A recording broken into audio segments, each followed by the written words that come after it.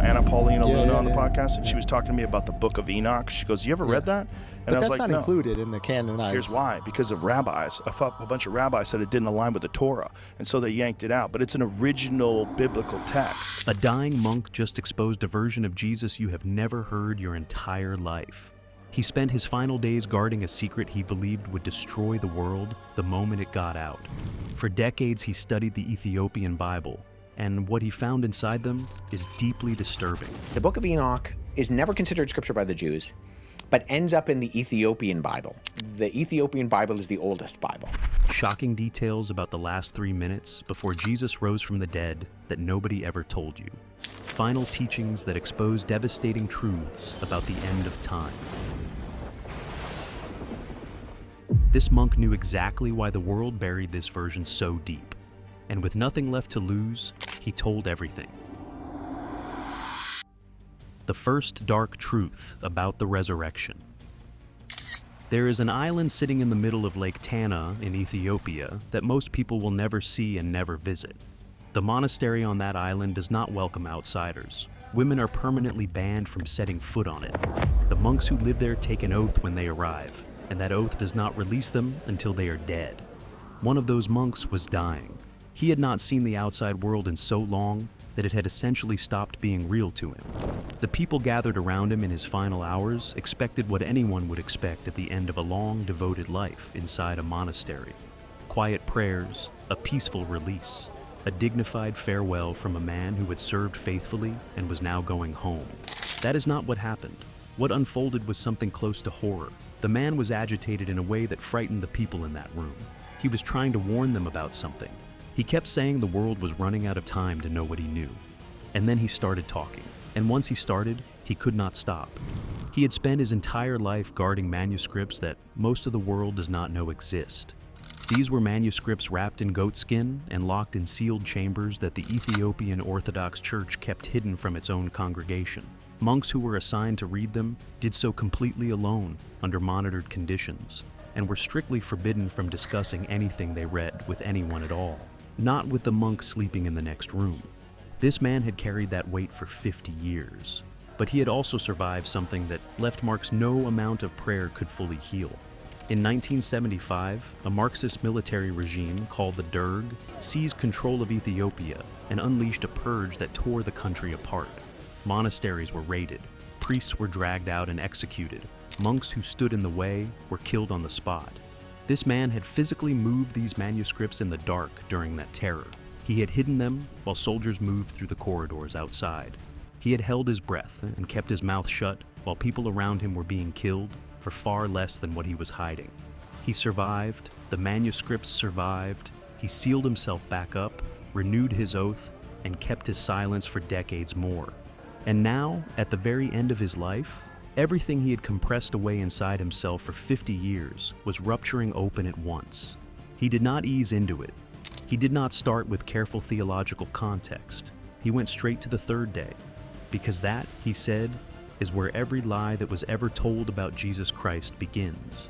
And the first thing out of his mouth was something has existed for nearly 2,000 years and has been kept so thoroughly away from Western Christianity that almost nobody alive today has ever heard of it. He told them about two men named Quirinus and Lucius. These were the sons of Simeon, the same Simeon from the temple who had held the infant Jesus in his arms and been told by God directly that he would not die until he had seen the Messiah with his own eyes. Simeon eventually died. His two sons died after him. They were inside Sheol, which is the name for the realm of the dead. They were chained in the darkness with every other soul that had ever died, when Jesus descended into that place on the third day.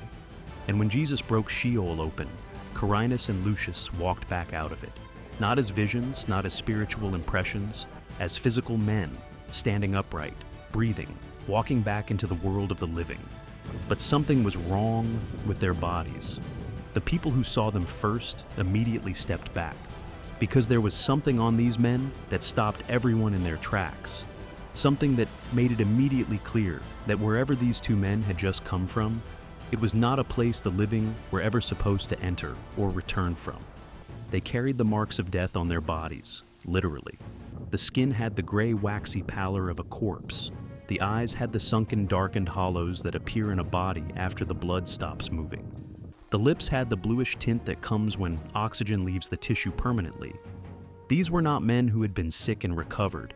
These were men whose bodies had already completed the process of dying. And yet, they were standing there, breathing, blinking, looking back at the people who were staring at them in absolute horror. When the priests and Pharisees found them and grasped what they were actually looking at, there was raw, shaking fear. They sat these two men down and demanded a complete account of everything they had witnessed inside the realm of the dead. And what Quirinus and Lucius described destroyed any comfortable idea of what death looks like for the souls waiting inside it. It was darkness so total and so absolute that the word darkness does not come close to capturing it. The souls of the righteous dead had been chained in a place of complete and utter deprivation for thousands of years. Adam was there, Abraham was there, Isaiah was there, John the Baptist, who had been executed by Herod only months before, was there. Every righteous soul that had ever lived and died across the entire span of human history, chained in a place with no light, no presence of God, no comfort of any kind. Just endless waiting and absolute nothing, with no indication that it would ever end. Thousands of years of that. And then something happened that both men said they could not translate into any human language they had available to them. When Jesus arrived into that realm, a light suddenly appeared. The light split the darkness apart like a blade going through fabric, and a voice came with it that shook the entire structure of that realm the way a catastrophic earthquake shakes a building. And then the entity that ruled Sheol, the conscious keeper of all the dead, the being that had received every soul that had ever died since the beginning of human history, began making a sound.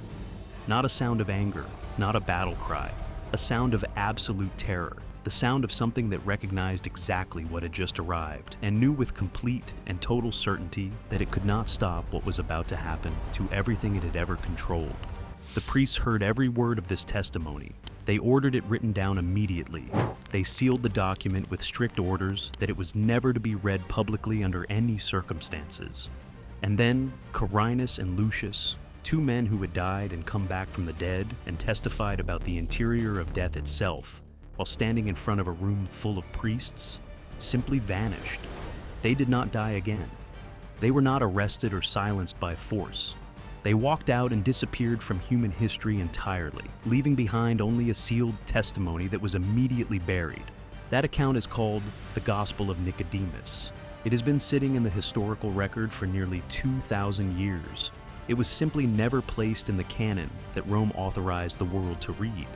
Then the monk said, that was not even the darkest part of what happened on the third day. And he started talking about the soldiers. The Roman guards stationed at the tomb of Jesus were professional Roman military men, soldiers who had participated in executions and witnessed violent death as a routine occupational reality. Pilate had assigned them deliberately because he wanted people at that tomb who were hardened, experienced, and not easily rattled.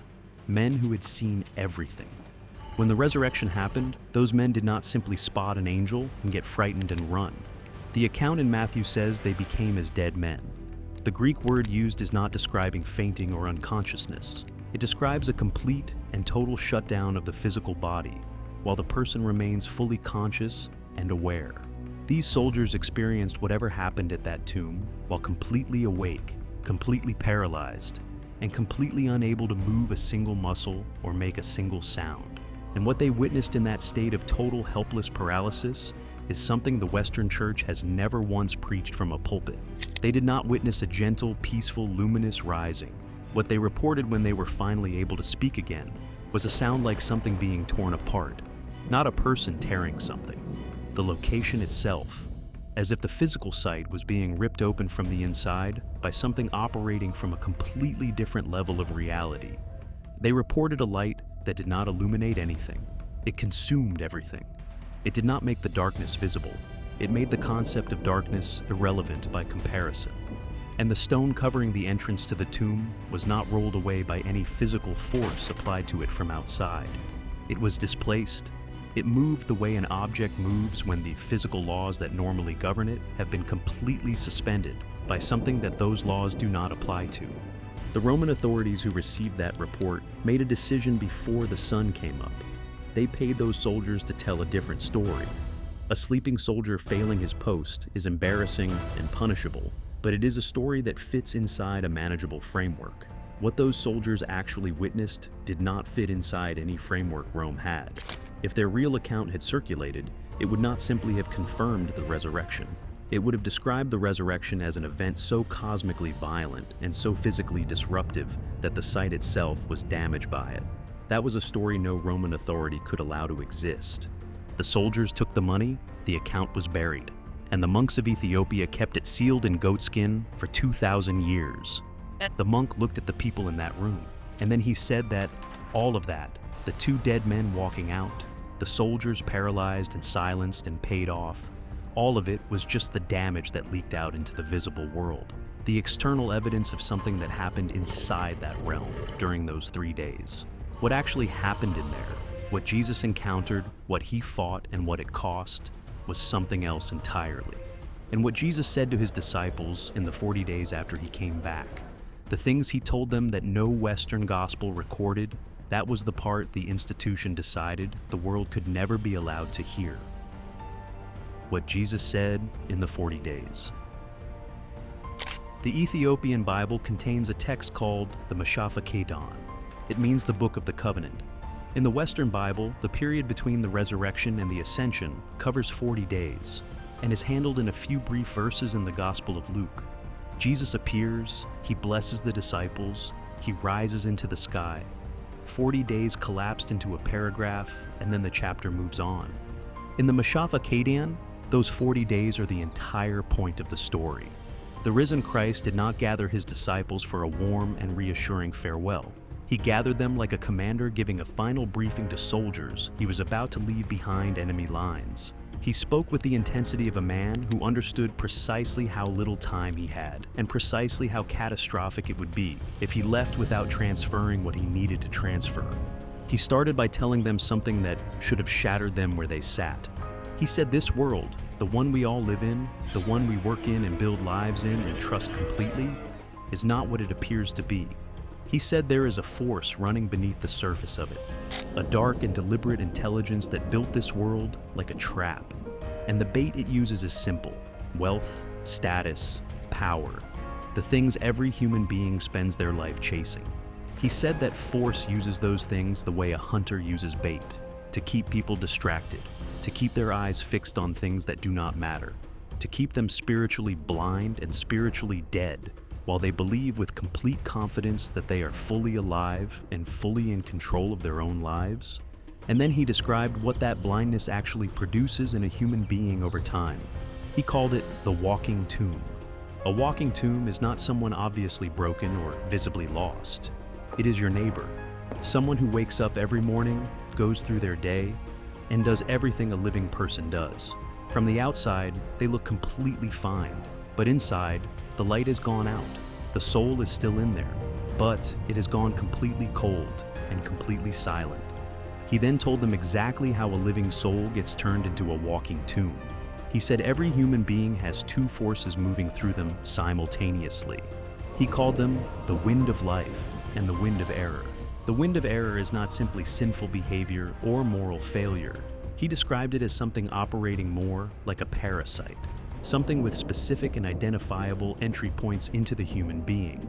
It enters through greed. It enters through the eyes when they look at what they have no business looking at. It enters through the mouth every single time the mouth chooses to speak a deception. And once it takes hold inside a person, it does not simply drag them toward worse behavior. It calcifies. Slowly, progressively, and permanently, it hardens the inner life until the living soul that was there becomes exactly what he described: a walking tomb. He gave them the only antidote, and it had nothing to do with any institution or any ritual or any authorized religious official. He told them to guard their own thoughts the way a trained soldier guards the gate of a city. Watch what is trying to enter. Watch what is trying to leave. Make a conscious, deliberate decision about what gets through that gate. Because what you allow through that gate across the span of your life is what determines whether the soul inside you stays alive or quietly dies while the body keeps going. Then he said the thing that would have brought the entire structure of institutional religion crashing to the ground if it had been widely known and widely taught. He told them, "The kingdom of heaven is not a destination. It is not a location that exists somewhere above the sky that you travel toward after your body dies. It is not something that any priest or bishop or pope or religious institution of any kind can grant you access to or withhold from you. It is hidden inside the human body itself, present right now, already there, in the silence between thoughts, requiring no intermediary, requiring no permission from any earthly authority whatsoever." If the ordinary person living under Roman authority in the 1st century had been taught that God was already living inside them and always had been, the consequences for institutional power would have been immediate and total. No pope becomes necessary, no church building, no mandatory tithe, no sacrament delivered by an officially authorized hand. Every single layer of institutional structure standing between a person and God becomes not just unnecessary, but actively harmful. The institution stops being a pathway to God and becomes the wall blocking the door. This is not speculation about why this teaching was suppressed. This is the direct and unavoidable logical consequence of the teaching itself. He then moved into prophecy, and the specificity of what he predicted is what has consistently disturbed every serious scholar who has studied these texts. He said men would dress in long robes and invoke his name as a tool to accumulate personal wealth. He described religious authority being used to justify violence against the very populations it claimed to be protecting and serving. He described religious leaders growing extraordinarily wealthy, while the poor outside their buildings went without food. But the darkest thing he said in those 40 days was not a teaching. It was one single statement that the Ethiopian monks who preserved it considered the most dangerous line in the entire text. He looked directly at his disciples and said it plainly, "The darkness is coming, and it will wear my face." He was talking about the Antichrist, but not the Antichrist that most people imagine. Not a horned monster arriving from outside the faith with obvious evil written all over it. Something far more terrifying than that. He said it would speak his name fluently, carry his cross confidently, build enormous structures in his honor, and fill them with people who genuinely believed they were worshiping him. People with no idea at all that they were inside the very thing he had warned them about. The Antichrist in the Mashafa Kedan does not attack Christianity from the outside. It becomes Christianity from the inside. It wears the face so perfectly that no one can tell the difference from where they are standing. And the monks who guarded this passage did believe it was already here, already running, already sitting at the center of the most powerful religious institution on earth, hiding in plain sight behind the most trusted and most recognizable face in all of human history. The disciples sat with everything he had told them. And then one of them finally asked the question that had been pressing against everything from the moment Jesus reappeared among them alive. Where were you? What actually happened in those 3 days? And what he told them next is the most completely buried account in the entire 2,000-year history of Christianity. What happened between death and resurrection? Before Jesus arrived in Sheol, there was already a confrontation tearing through it. Satan had sent Jesus to death feeling completely victorious. He had worked through betrayal and fear and political cowardice and institutional corruption, and he had maneuvered all of it perfectly to deliver Jesus to a Roman execution. He was absolutely certain about what came next. The most significant soul in the history of creation was about to be added permanently to his collection.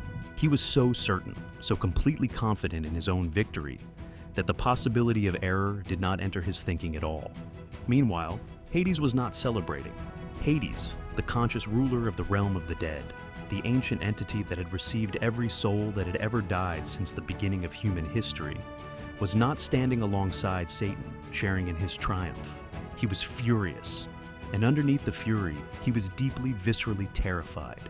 He turned on Satan and told him with complete directness that he had just made the most catastrophic mistake in the history of either of their existences. His argument was specific and it was devastating. He said to Satan, "While this man was still alive, still breathing, still standing outside my gates in a physical body, he reached into my kingdom and pulled Lazarus out by name. Lazarus had been inside this realm for 4 days. He was fully mine. And this man called his name from outside, and I could not hold him. I could not stop it. I had no power to prevent it. And that was while he was limited by a living body.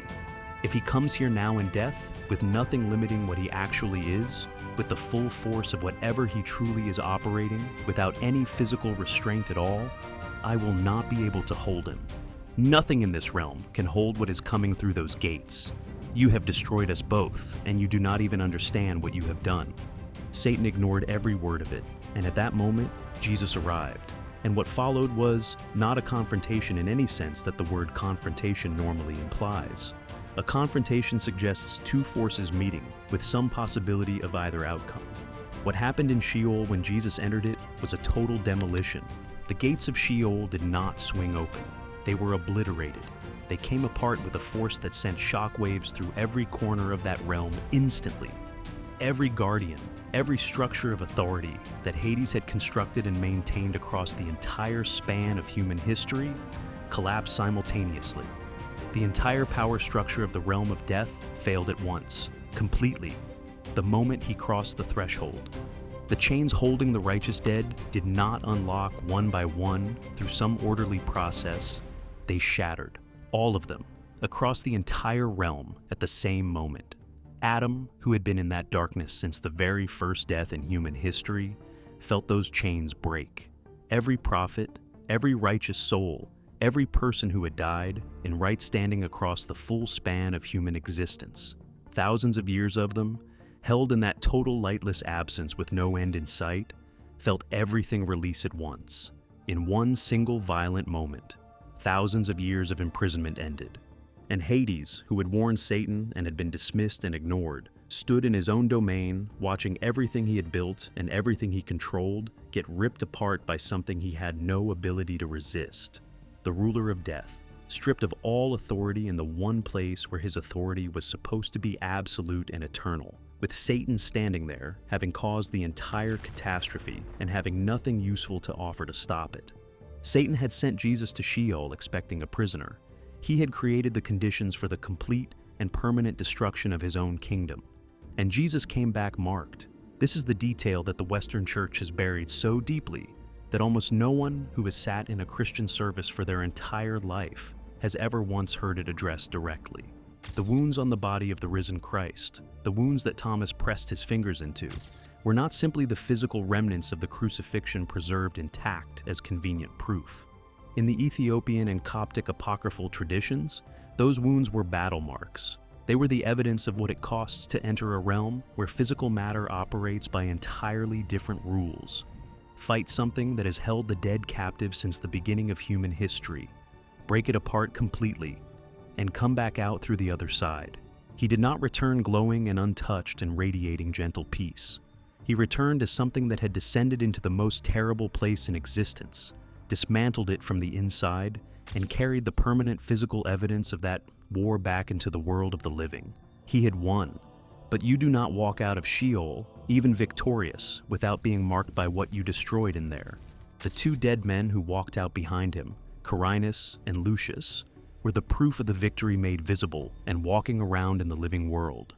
Two men who had been dead, who had sat in that total darkness and felt those chains shatter around them, who had walked out through gates that had been ripped apart by something unstoppable, testifying with their physical existence to what had happened in there before the priests sealed their testimony away and they vanished from history entirely. The disciples who heard all of this were not relieved, they were shaken, because Jesus made one thing absolutely clear to them. Defeating death did not finish the war. Satan was still out there, still operating, still coming after human souls, but Satan had learned something from what happened in Sheol. Direct attacks did not work. Persecution did not work. Killing Jesus had not worked. It had backfired so catastrophically that Satan lost his entire kingdom of the dead in a single day. So he stopped attacking from the outside. He changed his plan completely. He went inside the faith itself. He learned the words. He learned the rituals. He put on the right robes and carried the right cross and spoke the name of Jesus confidently and convincingly. And then from that position, disguised as the Church of Christ, he began removing everything Jesus had actually taught. The teaching that God lives inside every human being. The instructions Jesus gave them for keeping their souls alive. The warning about the walking tomb. All of it was quietly pulled out and locked away. And in its place, people were handed a version of Christianity that made them completely dependent on an institution to reach God, an institution that collected their money, an institution that controlled their access, an institution that Satan was running from the inside while everyone inside it believed they were worshiping Jesus. That is what the disciples were sitting with when Jesus finished speaking. Satan had not been destroyed. He had simply moved into a place where nobody would think to look for him, and a dying monk who had spent 50 years alone with the truth of that could not carry it to his grave. And this monk wasn't even done. He began revealing more secrets that had been ripped out of the Ethiopian Bible. What was deliberately stolen from you?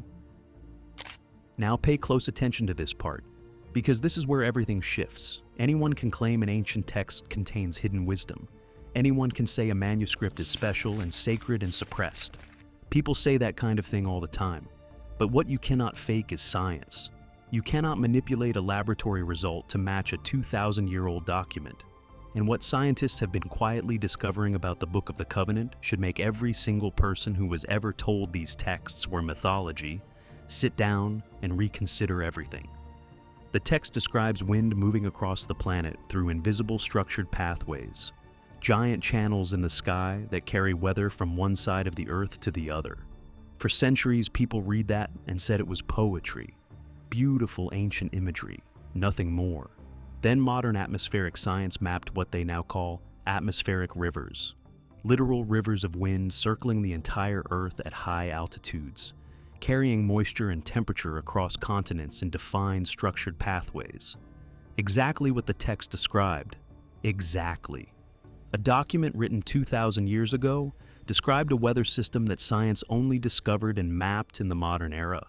That alone should stop you cold.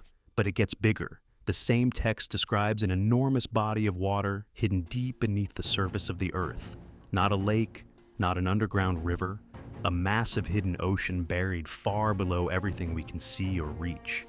People read that for centuries and called it symbolic language, mythology.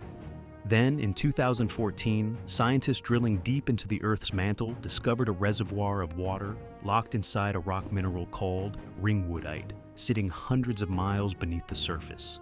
The amount of water stored inside that rock is larger than every ocean on the surface of the planet combined. Every ocean, combined. And a 2,000-year-old Ethiopian text had already called it a great abyss sitting beneath the earth. Think carefully about what that means.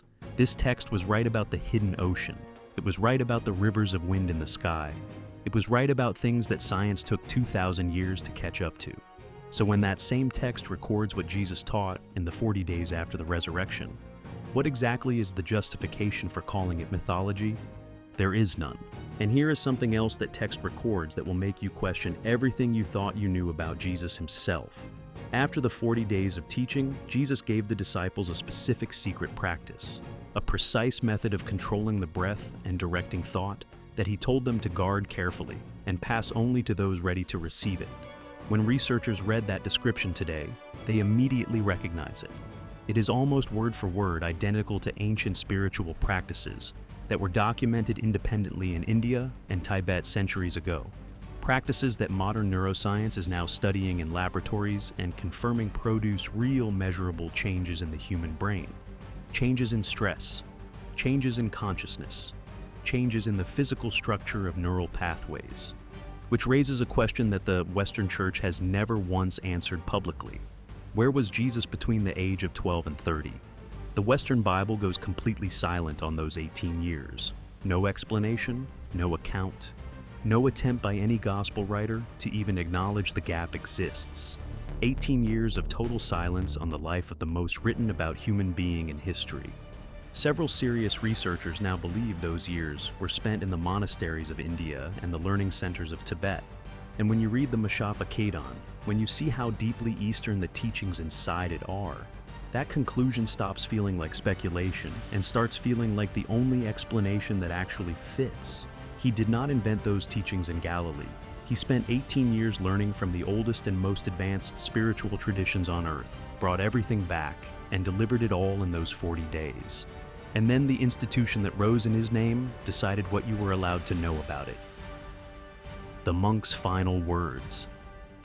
Nobody in that room was trying to calm him down anymore. He had been talking for a long time, too long for a dying man, and nobody stopped him. Nobody moved. They just listened. He said Jesus knew exactly what was coming. He knew that the faith he was building would one day be hijacked. He knew that the very institution that would rise in his name would become the thing he warned against. His teachings would be cut, edited, and buried by the same people claiming to represent him.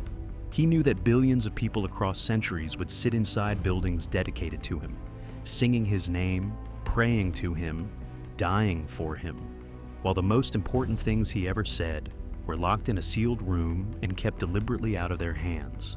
And in those 40 days after the resurrection, he gave his disciples specific instructions for surviving it.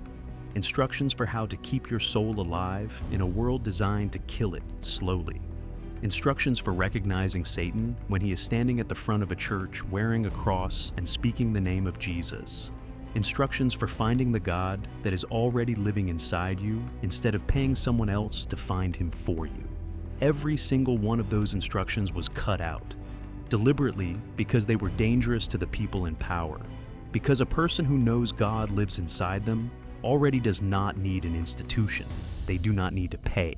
They become impossible to control, and the institution needed controllable people. So the instructions disappeared. The monk died within hours of speaking up. The manuscripts are still there, still sealed, still wrapped in goatskin in locked chambers. The church never released them. The translations that exist today came from scholars who went around the institution, not through it. The seal did not open because the church allowed it. It cracked open because a dying man in a monastery finally ran out of reasons to keep it closed. He is gone now. What he said cannot be unsaid. And the one question this story leaves behind is not whether you believe him. It is why, if none of this were true, so many powerful people worked so hard for so many centuries to make absolutely sure you never heard any of it.